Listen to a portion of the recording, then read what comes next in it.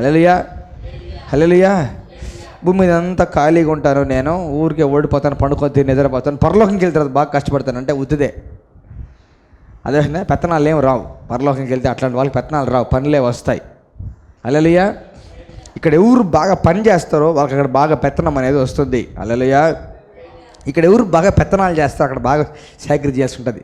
పరలోకంలో చూడడం కొంతమంది చాలా చర్చిల్లో సెక్రటరీలు ట్రెజర్లు అంతా కూడా చిమ్మే పని ఊడ్చే పని చేస్తూ ఉంటారు. ఏడా పరలోకంలో అక్కడ చేయితే ఏముండదు కదా, క్షయత ఉండదు కదా, ఏం ఉండాలి, ఏం చిమ్మాలి, ఎత్తి పెడతాడు ఏదో ఒకటి, చిమ్మేదానికి ఊడ్చేకి ఏదో ఒక పని ఇస్తాడు. ఆడ ఏముండదు చూడమంటాడు దేవుడు. అప్పుడేం చేస్తాం? ఏముండదు, ఇల్లు చిమ్మంటాడు. ఏం చేస్తాం ఇప్పుడు? ఏం లేదు కదా ప్రభా, మొత్తం బంగారం ఏం దిక్కిందా అంతే, ఒకసారి ఊడు అంటాడు. చెప్పింది చేయాలి అంతే, ఇంకేం ఆప్షన్స్ లేవు. అదొకదా ఇక్కడ పదవులు కోరుకునే వాళ్ళు అక్కడ చాకరీ చేస్తుంటారు అనమాట. అదొకదా ఇక్కడ చాకరీ చేసేటోళ్ళు అక్కడ పదవులు అనుభవిస్తారు. హల్లెలూయా, హల్లెలూయా. పౌలు గారికి చాలా రకమైన శోధనలు వచ్చాయి. అర్థమైందా? అయితే పౌలు గారు ఏం చేశాడంటే రకరకాల పరిస్థితుల్లో శోధనల్ని బాగా జయించాడు. హల్లెలూయా.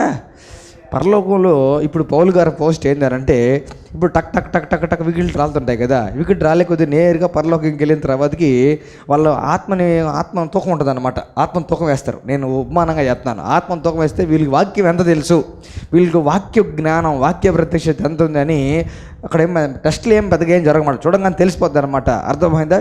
వీళ్ళందరూ ఉంటారంట, పేతురు, యోహాను, వీళ్ళందరూ టీచర్లు అనమాట. పౌలు గారు ఒక పెద్ద టీచర్ అనమాట అక్కడ. అయితే పౌలు గారు కూర్చోబెట్టి వాక్యం చెప్తా ఉంటాడు అనమాట. వాళ్ళకి వాక్యం నేర్పిస్తూ ఉంటాడు. పరలోకంకి వెళ్ళంగానే పరలోక వీధులు అంతా షికారులు పిక్నిక్లు అనుకోవద్దండి. పరలోకంకి వెళ్ళంగానే షికారులు పిక్నిక్లు మనకి ఇంకా అంతా అవన్నీ ఏమనుకోదు. పరలోకంకి వెళ్ళి వెంటనే అందరికి బైబిల్ ట్రైనింగ్ అంట. ఇప్పుడు కూడా బైబిల్ ట్రైనింగే జరుగుతుంది పైన చాలామందికి. అర్థమైంది. ఎందుకంటే బైబిల్ తెలియదు, చాలా చదవలేదు, వాక్య ప్రత్యక్షత లేదు, ఆత్మ నడిపింపు లేదు. అర్థమైందా? వాళ్ళందరికీ కూర్చోబెట్టి ఫస్ట్ వాక్యం నేర్పిస్తారంట. ఏమి నేర్పిస్తారంట? ఎసిడ్ ప్లాంట్ ఇస్తారు. పరలోక దర్శనం వెళ్ళినప్పుడు కూడా పౌలు గారు కొంచెం పొట్టేనే అంట, టేబుల్ మీద కూర్చో, ఒక బల్ల మీద కూర్చోండంట, కాళ్ళు కూడా కింద కందలేదంట, కూర్చొని అందరూ కూర్చోవాలంట, వాళ్ళకి వాక్యం నేర్పిస్తా ఉన్నాడంట. ఇది ఇట్లా నేను ఇక్కడ ఇది చెప్పాను, నువ్వు కదరా దీని గురించి తప్పు బాధ చేసింది బాగా ఈయనన్నాడు అంటాడంట. నువ్వు కదా నేను చెప్పింది దీని గురించి తప్పుడు బాధ చేస్తా ఉన్నావు, భూమి మీద వచ్చినావు కదా, ఈయన నేను చెప్పింది అది కాదు, నేను చెప్పింది ఇది, ఆత్మ నడిపింపు కావాలని చెప్పి అందరికీ బాగా వాక్యాన్ని అంతా నేర్పిస్తూ ఉంటున్నట్లు. హల్లెలూయా, థ్యాంక్స్ బి టు గాడ్. పరలోకంకి వెళ్ళిన తర్వాత కూడా దేవుడు మనకి వాక్యం నేర్పిస్తాడు. హల్లెలూయా. చూడండి అంత మంచి దేవుడు. ఇక్కడ మిస్ అయిపోయినా కూడా పరలోకంలో ఎవరిని అంత మంచి దేవుడు చూడండి, కూర్చోబెట్టి నేర్పిస్తాడు దేవుడు. హల్లెలూయా. అయితే ఇక్కడే కళ్ళ మేలుకొని, ఇక్కడే చురుకుగా ఉంటూ, ఇక్కడే ఆత్మలో తీవ్రంగా మనం ఉంటూ దేవుని కోసం ప్రయాసపడుతూ వచ్చే ప్రతి శోధనని కానీ జయించామనుకోండి, పైన వెళ్తాం. హల్లెలూయా, హల్లెలూయా, హల్లెలూయా. There are gradings of works and there are categories of positions in heaven. There is this thing called better resurrection అనే మాట ఉందన్నమాట. అందరూ ఒకే రకమైన రెజరెక్షన్తో, పునరుద్ధానంతో లేపబడరు. హల్లెలూయా, హల్లెలూయా. ఇప్పటికిప్పటికి నేను మార్క్ సరిద్దరు వెళ్ళిపోయాం అనుకోండి, ఆయన విపరీతంగా వెలిగిపోతుంటాడు. అదో కదా విపరీతమైన బ్రైట్ లైట్ ఉంటాడు అనమాట. ఎవరు? Mark sir. నేను కొంచెం లైటే ఉంటుంది అన్నట్లు. ఎందుకని? ఆయన చాలా చేసాడు, చాలా కష్టపడి, చాలా ప్రయాసపడ్డాడు కాబట్టి. అర్థమైందా? అప్పుడు ఎక్కువ లైట్ ఉంటుంది అనమాట. ఓ దేవుని రాజ్యంలో బాగా పాటుపడ్డాడు, ప్రయాసపడ్డాడు, నమ్మకం ఉన్నారు ఈయన అని చెప్పేసి, చాలా శోధనలు వచ్చాయి, జయించారు, తట్టుకొని నిలబడ్డారు, గెలిచారు, నెగ్గారు అని చెప్పేసి వాళ్ళు వెళ్తారు ఎక్కువ ఉంటుంది లేపబడేటప్పుడు అన్నట్లు. అర్థమైందా? ఆటోమేటిక్గా ఈ చిన్న లైట్ పెద్ద లైట్కి లోబడాల్సిందే. లేచిన తర్వాత, లేపబడిన తర్వాత ఈ చిన్న లైటు పెద్ద లైట్ కింద ఉండాల్సిందే, పెద్ద లైట్ చెప్పినట్టు చేయాల్సిందే అనమాట. హల్లెలూయా, హల్లెలూయా. పరలోకంకి వెళ్ళిన తర్వాతకి మార్క్ అంకుల్ గారు కొంచెం నీళ్ళు అందుకోరా, నేను అసలు అనేదానికి ఆస్కారమే లేదు. అర్థమైందా? కొంచెం నీళ్ళు అందుకో అంటే ఇమీడియట్గా నేను చేయాల్సిన ఆస్కారమే ఉంటుంది అనమాట. ఎందుకంటే కింద కేటర్లో ఉండే పై కేటర్లు పనులు చెప్పరు కదా, పై కేటర్లు ఉండేవాళ్ళు కింద కేటర్లకు పనులు చెప్తారు. హల్లెలూయా, హల్లెలూయా. అందుకే ఇక్కడ అంత బాగా పని చేస్తాం, పైన అంత బాగా పెత్తనం అనేది వస్తుంది. హల్లెలూయా. పెత్తనం కావాలనుకునే వాళ్ళు ఇక్కడ పొరులు దండాలు పెట్టాలి. ఏం పెట్టాలి? కుర్చీ ఉన్నా కూర్చోకూడదు అనమాట, పక్కనే పొరులు దండాలు పెడుతుండాలి. కుర్చీ పక్కన ఏడ మట్టి ఉంది, కుర్చీ కింద ఏడ మట్టి ఉంది అన్నట్టుగా చూస్తుండాలి, క్లీన్ చేయాలని చెప్పేసి. కుర్చీలో వేరే వాళ్ళు కూర్చోబెట్టిన ఆయన మట్టి నుండి చెప్పి ప్రభా క్లీన్ చేస్తున్నట్టుగా ఉండాలి భూమి మీదే మనం. హల్లెలూయా, హల్లెలూయా, అప్పుడు పైకి వెళ్ళిన తర్వాతకి కుర్చీ పక్కన మట్టి ఉండదు, కుర్చీ ముందు నువ్వే కూర్చుంటావు అన్నట్లు.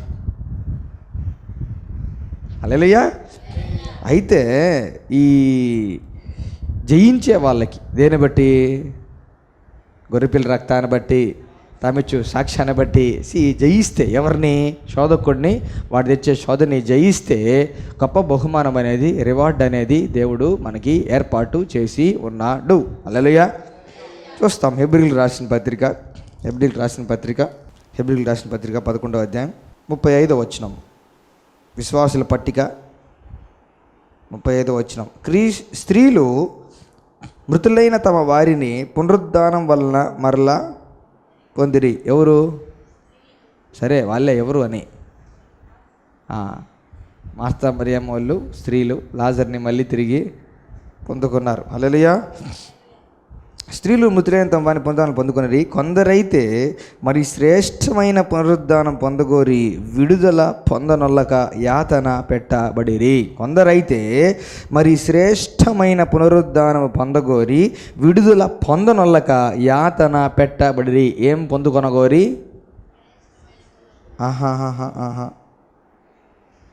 కొందరైతే అది అది అది అది మరీ శ్రేష్టమైన పునరుద్ధానం పొందగోరి. చూసారా, మాకు ఈ లైట్ సరిపోదు, ఇంకొంచెం వెలుతురుతో లేపాలి పైకి లేచేటప్పుడు అన్నిట్లు. కొందరైతే కూడా శ్రమలా ఉండిలే మాకు అప్పుడే వద్దులే, విడుదల వద్దులే అన్నట్లు ప్రవర్తించారంట. ఎవరు? కొందరు స్త్రీలు. హల్లెలూయా.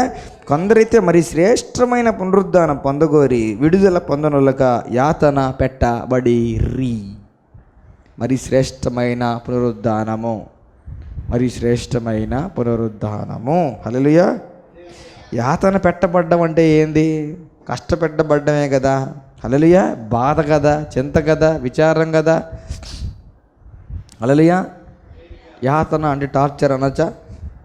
యాతన అంటే టార్చర్ అనొచ్చా? టార్చర్ పెట్టబడ్డారు అనమాట వాళ్ళు. అయితే ఎందుకంట? మరి శ్రేష్టమైన పునరుద్ధానం, బెటర్ రిజరక్షన్ అని ఉంటుంది ఇంగ్లీష్లో. బెటర్ రిజరక్షన్ అని ఉంటుంది. అదే ఉందా? బెటర్ రిజరక్షన్ అని ఉంటుంది ఇంగ్లీష్లో, లేదా? బెటర్ రిజరక్షన్ అని ఉంటుంది. హల్లెలూయా. హల్లెలూయా.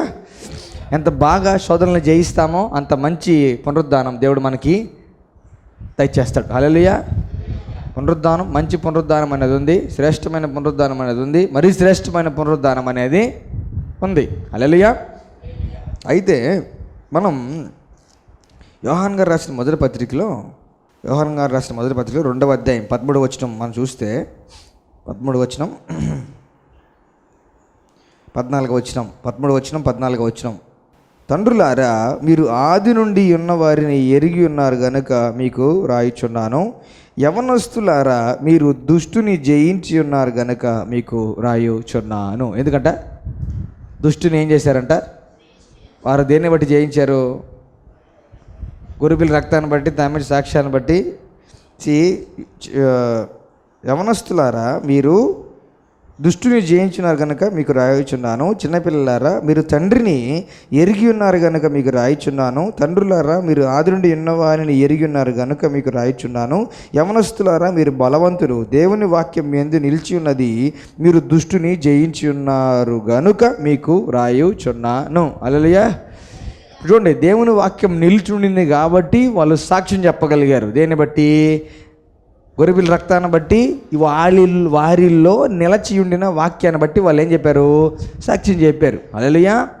వారిలో వాక్యం నిలిచి ఉండకపోతే సాక్ష్యం వాళ్ళు చెప్పలేరు. హల్లెలూయా. హల్లెలూయా. మన ఆత్మ దేంతో నిండుకొని ఉండాలంటే దేవుని వాక్యంతో నిండుకొని ఉండాలి. మన హృదయం దేంతో నిండుకొని ఉండాలంటే సజ్జనుడు తన హృదయమును మంచి ధననిధిలో మంచి వాక్యాన్ని లోపల ధనముగా పెట్టుకోవాలి. హల్లెలూయా. అలాగే 4వ అధ్యాయం 4వ వచనం మనం చూస్తే 4వ అధ్యాయం 4వ వచనం. చిన్నపిల్లలారా, మీరు దేవుని సంబంధులు, మీలో ఉన్నవాడు లోకములో ఉన్నవాని కంటే గొప్పవాడు గనుక మీరు వానిని జయించి ఉన్నారు. హల్లెలూయా. భయపడడం అనేది శోధన.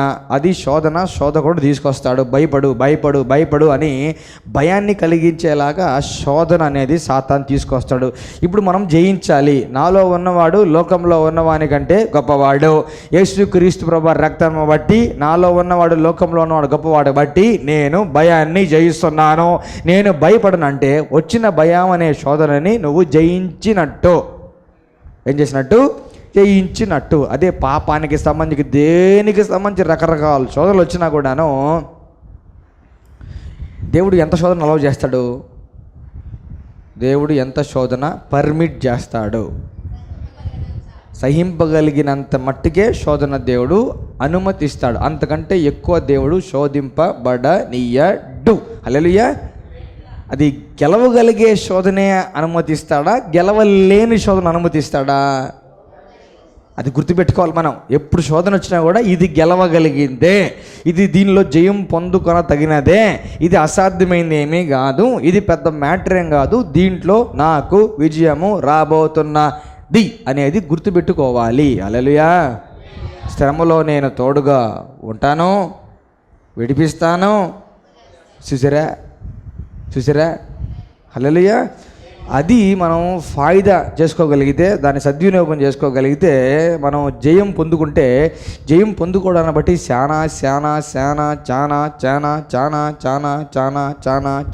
చాలా బెనిఫిట్స్ అనేవి ఉన్నాయి. హల్లెలూయా. హల్లెలూయా. హల్లెలూయా. హల్లెలూయా. ఇప్పుడు చూడండి, ఆ కార్పెట్ లైన్ వరకు నేను ఆ కార్పెట్ లైన్ దాటాను అనుకోండి, తెలియని బెనిఫిట్స్ ఎన్నో ఉన్నాయి. ఏం దాటితే? ఆ కార్పెట్ లైన్ దాటితే, ఈ కార్పెట్ లైన్ దాటితే నేను తెలియని బెనిఫిట్స్ ఎన్నో ఉన్నాయి. తెలియని కొత్తమైన రకమైన ఆత్మస్థితిలోకి నేను వెళ్తాను, చాలా బెనిఫిట్స్ అనుభవిస్తాను అనమాట. నేను వాక్యాన్ని చేతపట్టుకొని ఆత్మ నడిపిమని బట్టి నడుచుకుంటూ వస్తాను, విశ్వాస జీవితాన్ని కొనసాగిస్తూ వస్తాను, ముందుకు కొనసాగుతున్నాను. ఏం చేస్తున్నాను? ముందుకు కొనసాగుతున్నాను. ఇప్పుడు ఈ స్టేజ్ దాటితే నాకు బెనిఫిట్స్ అనేవి రాబోతున్నాయి అని చెప్పేసి ఎవరికి తెలుసు? ఫస్ట్ దేవుడు. ఎవరికి తెలుసు? దేవుడికి తెలుసు. ఎత్తిపెట్టింది దేవుడు కాబట్టి. హల్లెలూయా. ఇప్పుడు మనకి బెనిఫిట్స్ వచ్చినా రాకపోయినా మనం నడవకూడదు అనేది వాడి ఉద్దేశం. మనకి బెనిఫిట్స్ వస్తాయా, బెనిఫిట్స్ రావా, ఇవన్నీ సాతానికి సెకండరీ. వాడు బతుకుండకూడదు, బతుకున్నాడా సరిగా నడవకూడదు, నడుస్తున్నాడా కొంటాలి, కొంటున్నాడా కూర్చోవాలి. ఇదే అదొక వాడి ప్లాన్ అంతా అదే. నాకు ఎంతో కొంత రావాలి, కనీసం ఎంతో కొంత నేను వాడి దగ్గర నుంచి లాక్కోవాలనే తప్పన ఉంటుంది అనమాట. అయితే శోధన అనేది వస్తుంది. ఏమొస్తుంది? శోధన అనేది వస్తుంది. హల్లెలూయా. శోధన ఎందుకు వస్తుంది? ముందుకు పానీయకుండా ఉండేదాని కొరకు అన్న మాట పక్కన పెడితే వెనక్కి లాగేదాని కొరకు వస్తుంది శోధన. లేకపోతే ఉండే ప్లేస్లో చతికిలి పడిపోయేదానికి వస్తుంది శోధన. అర్థమైందా? తీసుకొస్తాడు శోధన అనమాట. ఉండే ప్లేస్లోనే ఆగిపోయేదానికి, లేకపోతే ఉండే ప్లేస్లో నుంచి వెనక్కి లాగేదానికి. అందుకే మనం చూసుకున్నాం హ్యాబిట్స్ అనమాట. ఈ స్థితిలో కూర్చుంటారనమాట, తెలియని కష్టం వచ్చింటుంది, మళ్ళీ సడన్గా తలంపిస్తాడు అనమాట. నువ్వు పోయి మళ్ళీ సిగరెట్ తాగు, లేకపోతే మందు తప్పిస్తామట, వెనక్కి వెళ్ళిపోయి మళ్ళీ 2 చుక్కలు తాగేస్తారు. అదొకదా? మళ్ళీ ఎక్కడికి వెళ్ళాలి? ఫార్వర్డ్కి వెళ్ళాలి. అదొకదా? అట్లా వెనక్కి లాగాలని ప్రయత్నిస్తామన్నమాట. ఆ శోధనని మనం, ఆ తలంపుని మనం, ఇప్పుడు చూడండి, ఆ తలంపు మనం తీసుకోవాలి. అదొకదా? నేను మళ్ళీ పాత జీవితంలోకి వెళ్ళను, నేను మళ్ళీ తాగను, నేను మళ్ళీ ఇది చేయను, నేను మళ్ళీ దూషించను, నేను మళ్ళీ తగులు పెట్టుకోను, నేను ముందుకు వచ్చేసాను, నేను మళ్ళీ వెనక్కి వెళ్ళను. అదొకదా? నాగటి మీద చేయబెట్టి అన్నాడు కదా. హల్లెలూయా. అయితే నేను మళ్ళీ వెనక్కి వెళ్ళను, ఈ సిచ్యువేషన్ నేను హ్యాండిల్ చెయ్యగలను, నన్ను బలపరచువాని అంది నేను సమస్తము చేయగలను, దేవుడు నాకు తోడుగా ఉన్నాడు, ఈ శోధన తప్పించడానికి దేవుడు సమర్థుడు. హల్లెలూయా. గొర్రెపిల్ల రక్తాన్ని బట్టి, దేవుడు నాకు ఇచ్చిన కృప ఘనత అనే వాగ్దానాన్ని బట్టి నేను దీన్ని జయిస్తాను అని నువ్వు చెప్తూ ఉంటే శోధనలో జయం వస్తుంది అన్నమాట. నెక్స్ట్ స్టెప్లోకి ఎంటర్ అయితేనే హల్లెలూయా బెనిఫిట్ అనేది, దేవుడు ఏర్పాటు చేసి దాచించిన మేలు అనేది బయలుపరచబడుతుంది. హల్లెలూయా. హల్లెలూయా. జయిస్తే దేవుడు ప్రోగ్రెస్ రిపోర్ట్ ఇస్తాడు, చప్పట్లు కొట్టిపిస్తాడు, మెడల్ దేవుడు ఇస్తాడు. ప్రోగ్రెస్ రిపోర్ట్ ఇస్తాడు, క్లాప్స్ కొట్టిపిస్తాడు, తర్వాత మెడల్స్ అనేవి. క్లాప్స్ ఎవరు కొడతారు?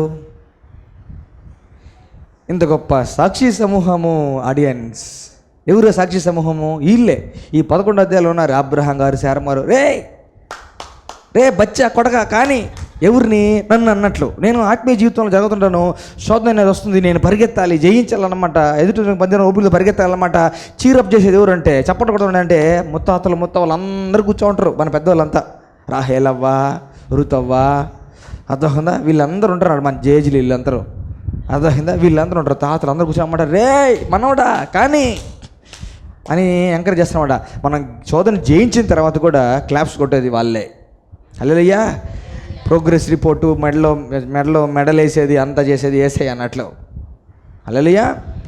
అట్లు సివియర్ టెంప్టేషన్ అనేది వస్తుంది అన్నట్లు దూషించేదానికి. నేను దూషించాలి, ఇంకా చెడ బడా డబ్బ చెడ్డ మాట్లాడితే నేను దూషించాలన్నమాట. ఇంతకుముందు అట్లున్నటువంటి మళ్ళీ సేమ్ అదే రకమైన శోధన వచ్చిందనమాట. ఇప్పుడు దీన్ని జయిస్తే ఏమవుతుందని అంటే, ఏమవుతుంది? This my son is ready to go to the next level అని దేవుడు భావిస్తాడు. హల్లెలూయా. అరే మళ్ళీ పడ్డాడే, సరే లై. ఫెయిల్ అయ్యాడు 2వ క్లాస్లో, 3rd క్లాస్ పంపించారు కదా, మళ్ళీ 2nd క్లాస్. ఫెయిల్ అయ్యారు 4th క్లాస్లో, మళ్ళీ 5th క్లాస్ పంపించారు, మళ్ళీ 4th క్లాస్. హల్లెలూయా. 5th క్లాస్కి వెళ్తూ ఉన్నప్పుడు మనకేమొస్తుందంటే 4th అయిపోతుంది, 5th వెళ్తాము. అర్థమైందా? కొత్త టెక్స్ట్ బుక్స్ నార్మలే, కొత్త బ్యాగ్ నార్మలే, యూనిఫామ్ నార్మలే, బుక్స్ నార్మలే, బ్యాగ్ నార్మలే, బెల్ట్ నార్మలే, షూస్ నార్మలే, అంతా నార్మలే. అర్థమైందా? అయితే 5th క్లాస్కి వెళ్తే సైకిలో ఏదో చెప్పుంటారు, మోజు అంతా దాని మీద ఉంటుంది. అవునా కదా? నీకు 4th అయిపోయినాక సైకిల్ రా అంటారు. లేకపోతే నీ 5th అయిపోయినా తీసుకొస్తే నీకు మంచి సెట్ కిట్ తీసిస్తాను రా అంటారు. ఏం తీస్తంటారు? నువ్వు 6th పాస్ 7th వచ్చావంటే నీ క్రికెట్ బ్యాట్ కిట్ తీసిస్తానరా అంటారు అనమాట. మోజంతా వాటి మీద ఉంటుంది. అది ఎప్పుడు పాస్ అయితే నువ్వు సరిగ్గా చదవలేదు, నువ్వు పాస్ అవ్వలేదు, టైం అంతా అయిపోతే మళ్ళీ నీకు గిట్టు సైకిల్ తీసిస్తే టైం అంతా వేస్ట్ చేస్తావు. చదువు ఫస్ట్. హల్లెలూయా. అట్లాగే మనం కూడా జయిస్తే, వాక్యాన్ని సద్వినియోగం చేసుకుని ఆత్మ మీద ఫాలో అవుతూ జయిస్తే మనం ఏం చేస్తాం? జయిస్తాం. హల్లెలూయా.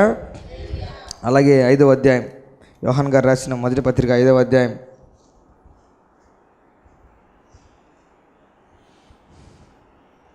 4-5 వచనాలు.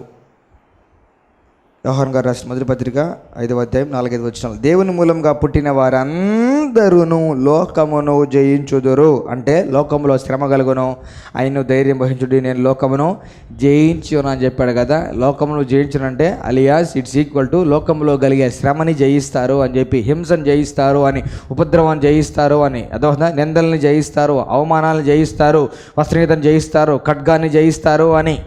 హల్లెలూయా. దేవుని మూలముగా పుట్టిన వారందరూ లోకమును జయించుదురు, జయించగలరు.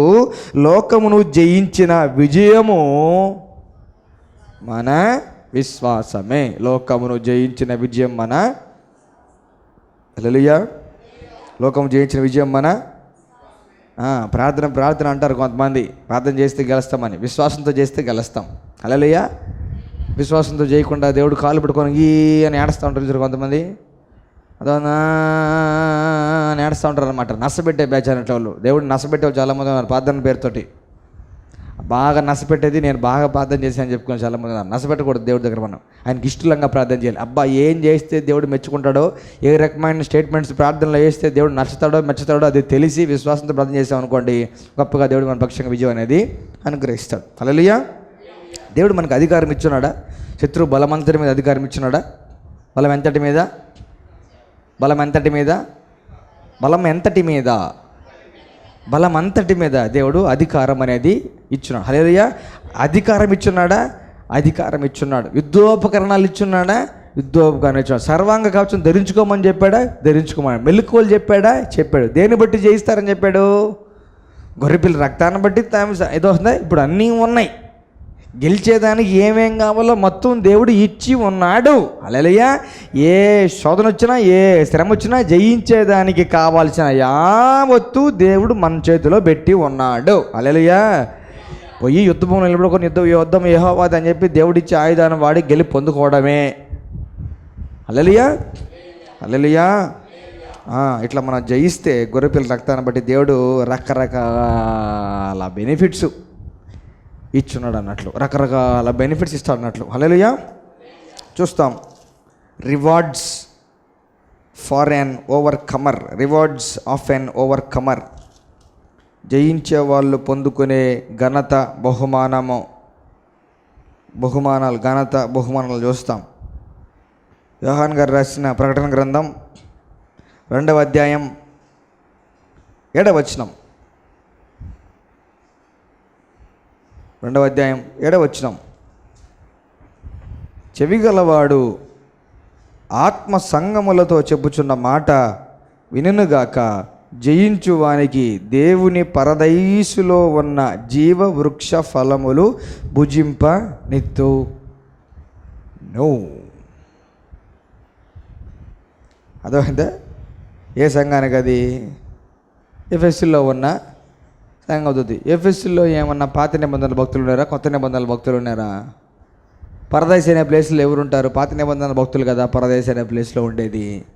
అబ్రహాము, శరవ్వ, ఐజాకు తాత, వీళ్ళందరూ ఎటుంటారు? పరదేశంలో ఉంటారు. ఓల్డ్ టెస్టిమెంట్ భక్తులందరూ కూడా పారడైస్ అనే ప్లేస్లో ఉంటారు. పరదేశంలో ఉన్న జీవవృక్ష ఫలములు ఎవరు తింటారు? వాళ్ళు తిని మన దాకా వస్తే దొరికే కష్టము. అయితే ఎవరైతే జయిస్తారో, జయించు వానికి దేవుని పరదైసులో ఉన్న జీవవృక్ష ఫలములు భుజింప నిత్తులు. అందరికీ జయించు వారికే. అదొక ఇప్పుడు చూడండి, ఆ పాయింట్లన్నీ చూస్తే రకరకాల వార్నింగ్స్ ఉంటాయి, రకరకాల హెచ్చరికలు ఉంటాయి, రకరకాల మాటలన్నీ ఉంటాయి. ప్రతి సంఘంతో దేవుడు మాట్లాడతాడంటే ఆత్మ ద్వారా మాట్లాడిస్తాడనమాట. అయితే చూడండి ఈ మాటలు చూడండి, చెవిగలవాడు ఆత్మ సంఘములో చెప్పే మాట వినక జాగ్రత్తగా వినండి, మీకే చెప్పేది, జయిస్తే అంటున్నాడు.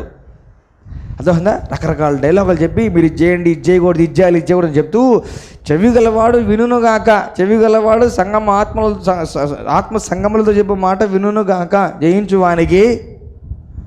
జాగ్రత్త వినండి, జయించే వాళ్ళకి అంటున్నాడు అన్నమాట. హల్లెలూయా, హల్లెలూయా. అంటే ఇవన్నీ చేస్తే, ఈ పాయింట్లన్నీ చేస్తే, నేను కానీ జయిస్తే, ఇవన్నీ తుజ తప్పకుండా చేస్తే ఏం చేసినట్టు? జయించినట్టు. అవునా కదా? దేవుడు చెప్పిన సంఘంకు చెప్పిన పాయింట్లన్నీ చేస్తే ఏం చేసినట్టు? జయించినట్టు, గెలిచినట్టు అనమాట. గెలిస్తే ఏమైందంట? పరదైసు, దేవుని పరదైసులో ఉన్న జీవవృక్ష ఫలములు అన్నాడా? ఫలము అన్నాడా? దబ్బలు కూడా కాదు, ఏంటిది? పీసెస్ కూడా కాదు, ఫలములు. ఒకటి కాదు. హల్లెలూయా. జీవవృక్ష ఫలం కొంచెం తింటే తెలియని బలం వచ్చేస్తంట. చాలా జీవం, జోయే, దేవుని జీవం అనమాట. దేవుడు ఏ జీవంతో సింహాసనం మీద కూర్చోన్నాడో ఆ జీవం ఆ ఫలాల్లో ఉంటుందన్నమాట. ఆ ఫలం కొంచెం తింటే ఫుల్ వైటాలిటీ, ఆరోగ్యం అంతా బలంగా అవుతూ ఉంటాం అన్నమాట. అయితే అన్నమాట. హల్లెలూయా. ఎందుకనంటే పరలోకం అంతా కూడా చదును భూమి కాదు, ఇట్లుంటుందంట. పరలోకం అంతా స్లోప్ ఉంటుంది. ఎట్లుంటుంది తెలుసా? పరలోకం అంతా స్లోప్ ఉంటుంది, స్లోప్ లాగా ఉంటుంది అనమాట. దేవుని సింహాసనం టాప్ పొజిషన్ ఉంటుంది అనమాట. మిగతా హెవెన్ అంతా కూడా అక్కడికి ఎక్కిపోయేలాగే ఉంటుందంట. మిగతా పరలోకం ప్లేస్ అంతా కూడా అక్కడ స్లోప్ లాగే ఉంటుందంట. స్లోప్ లాగే ఎక్కిపోవాలన్నట్లు అడిగి అదే వస్తుందా, స్లాంట్గా ఉంటుందంట, వెళ్ళాలంట అక్కడికి. హల్లెలూయా, హల్లెలూయా. అంత కాపీ కదా వీళ్ళు, అంత కాపీ కదా, అంత కాపీ. అర్థమైందా? మోషే ఎక్కి పోవాలి. హల్లెలూయా. దేవుడు టాప్లో ఉంటాడు ఎప్పుడైనా కూడా. హల్లెలూయా. అందుకే నువ్వు ఎక్కలేదంత ఎత్తేసానికి ఎక్కిస్తా అని చెప్పింది. అందుకే హల్లెలూయా.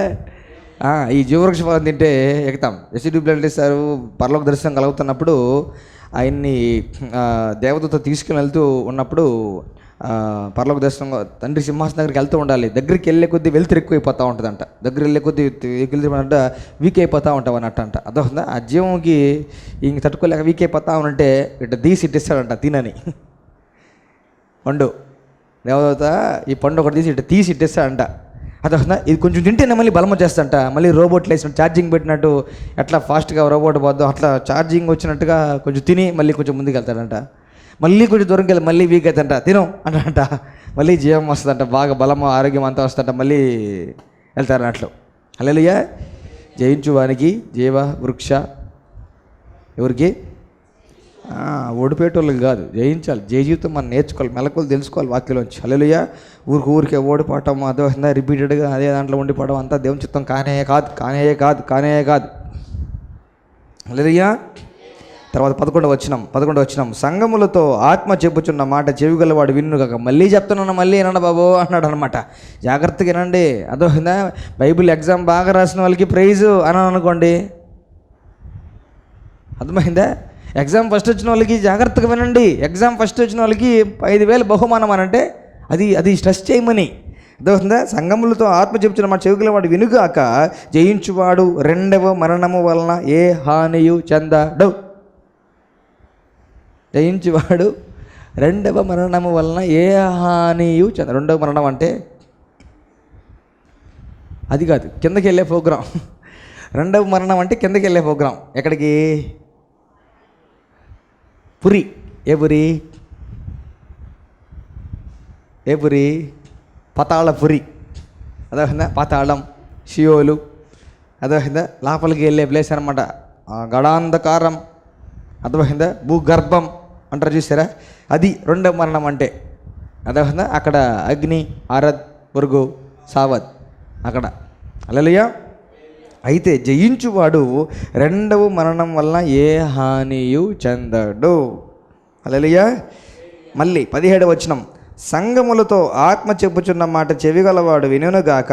జయించువానికి మరుగై ఉన్న మన్నాను భుజింపనిత్తును, మరియు అతనికి తెల్ల రాతి నిత్తును. ఆ రాతి మీద చెక్కబడిన ఒక కొత్త పేరుండును. పొందిన వానికే కానీ అది మరి ఎవరికీ తెలియదు. చూసారా అని రాసి పెట్టుకోవాలి. జయిస్తే ఏమొస్తాయి? ఫస్ట్ది దేవుని పరదేశంలో జీవవృక్ష ఫలములు భుజింపునిస్తాడు. రెండవ మరణం వల్ల ఏ హానియు జరగదు. మూడవది రాతి మీద కాదు, మరుగైన మన్నాను ఇస్తాడు. 4వది రాతి మీద కొత్త పేరు. ఏంటిది? అది ఏం రాయో మనకు తెలిసినంతవరకు గ్రానైట్ తెలుసు. అది ఏం రాయో? దేవుడి దృష్టిలో రత్నాలు కూడా రాలే. అది ఏం రాయో? అది ఎంత మెరుస్తుంటుందో. హల్లెలూయా. ప్రియమైన వారలారా, ఈ ప్రాముఖ్యమైన విషయాన్ని మీతో పంచుకోకుండా ఈ కార్యక్రమాన్ని ముగించడం నాకు ఇష్టం లేదు. దయచేసి గమనించండి. యేసుక్రీస్తు ప్రభువారు 2000 పైగా సంవత్సరాల క్రితం మన మధ్యలోకి భూమి మీదకి శరీరుడిగా ప్రత్యక్షం అయ్యాడు. నీ కోసం, నా కోసం, మనందరి కోసం యేసుక్రీస్తు ప్రభువారు ప్రాణం పెట్టి, రక్తం గార్చి, మరణించి, పునరుద్ధానుడై తిరిగి లేచాడు. నీ జీవితాన్ని ఉద్ధరించేదానికి యేసుక్రీస్తు ప్రభువారు ఈ లోకానికి వచ్చారు. ఎంత ఘోర పాపం చేసినా సరే, ఎంత దౌర్భాగ్యమైన స్థితిలో ఉన్నా సరే, నిత్యత్వాన్ని పొందాలనుకుంటే, నిత్య జీవాన్ని చేరాలనుకుంటే యేసుక్రీస్తు ప్రభువారే దారి. యేసుక్రీస్తు ప్రభువారి దగ్గరికి రమ్మని మిమ్మల్ని ప్రేమతో ఆహ్వానిస్తున్నాం.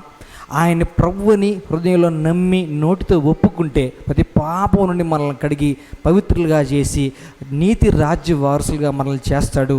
ఆయన మనల్ని విడిపిస్తాడు, విమోచిస్తాడు, పరిశుద్ధులుగా చేస్తాడు. యేసుక్రీస్తు ప్రభువారిని అంగీకరించాలని, ప్రభువుగా స్వీకరించాలని యేసుక్రీస్తు ప్రభువారి నామములో ప్రేమపూర్వకంగా మీకు తెలియజేస్తున్నాను. దేవుని మహాకృపను బట్టి, యేసయ్య ప్రేమను బట్టి church of lord Jesus Christ ఆరాధనను ప్రారంభించడం జరిగింది. రెక్స్టెన్స్ ఇన్ క్రైస్ట్ టీం తరపున మిమ్మల్ని అందరినీ కూడాను ఈ ఆరాధనకు ప్రేమపూర్వకంగా ఆహ్వానిస్తున్నాం.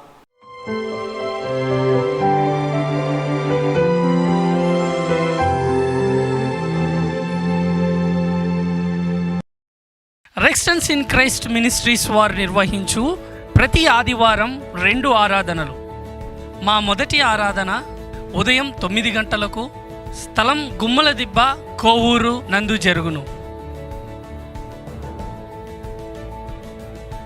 మా ఆదివారపు 2వ ఆరాధన సమయం సాయంత్రం 6 గంటలకు, స్థలం Saint Paul Lutheran church, వనంతోపు centre, Nellore. మరిన్ని వివరములకు సంప్రదించవలసిన మా ఫోన్ నంబర్స్ 9989247073, మరి ఒక నెంబర్ 9908412622.